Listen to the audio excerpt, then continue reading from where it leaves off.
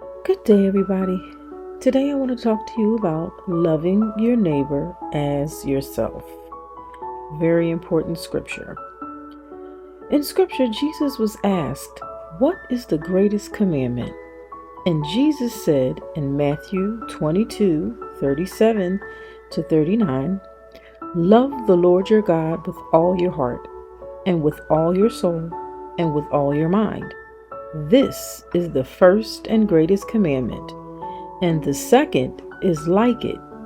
Love your neighbor as yourself." In this passage, Jesus stated these as being the two great commandments. Now, I realize it is sometimes hard to love people who we deem as unlovable, who we deem mean, or people who've hurt us or done us wrong in some way or another, or even if you don't love yourself or like yourself. In John 13:34, it says, "Love one another as I have loved you, so you must love one another." Just wonderful. But we always try to argue that if we don't have love for ourselves, or we hate or dislike ourselves, how can we give love to other people?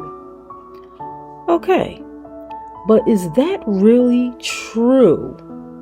Does that thought that we have line up with what's in scripture? Well, let's see.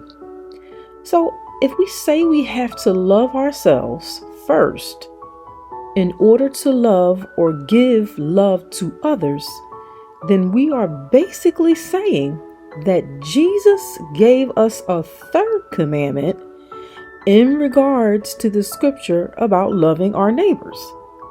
Well, I don't want to disappoint you, but he didn't. And truly, we don't even realize it, but we are implying that loving yourself first is the second greatest commandment. Are we really suggesting that loving ourselves first is in front of the commandment to love others? I hope not. Are you getting this? I know this is really deep understanding here, but bear with me because it's really an important reality.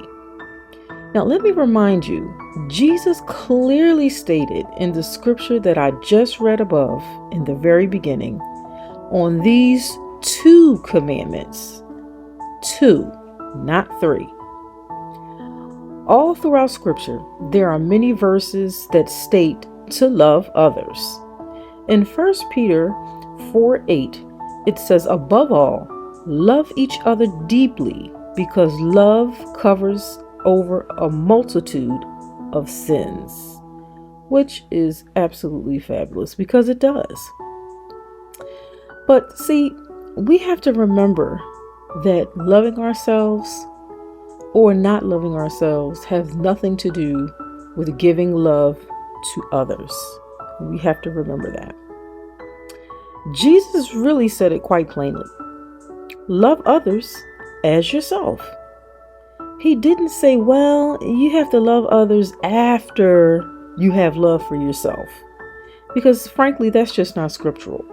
I mean, we make that up in our minds, but it's not scriptural. Now, I can see how this could be a trip and it could just kind of jam you up a little bit. However, it's a great revelation that is extensively laid out in scripture. And it says it in various verses. I mean, even I had to reflect on this and get a better understanding and revelation. Now, let me give you one more example to how misguided we can be by this. Now, what if you said, well, I hate myself, or I don't like myself? And if Jesus stated to love my neighbor as myself, is this saying I should hate my neighbor? You get it? Is it starting to make sense to you? Now, I really hope you can see this, and that this thought process is clearly not what Jesus meant. Jesus wasn't saying love your neighbor after you have love for yourself or you like yourself. And he definitely wasn't saying to hate them if you hate yourself either. Simply and plainly, Jesus was saying to just love on other people. Be loving towards other people, despite your feelings about yourself. Another example is in Mark 10:23-37. It's a story about a Samaritan who helped a Jewish person, and they were hurt on the side of the road. So when you get a moment, please take the time to read this story, because it will further explain what Jesus meant by loving your neighbor as yourself. But I won't get into that here. Now, I hope this explanation has helped you to clarify things and has given you more insight into what it means to love your neighbor as yourself, because it certainly has for me. And it says it so nicely in 1 Corinthians 16:14. Do everything in love. Now, isn't that just beautiful? I love it. And lastly, please remember this.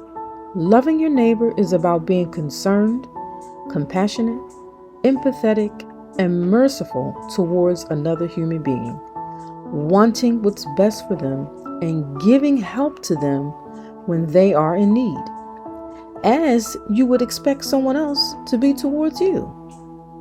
And how you feel about yourself should never stop you. God bless you all, and have a wonderful and fruitful day.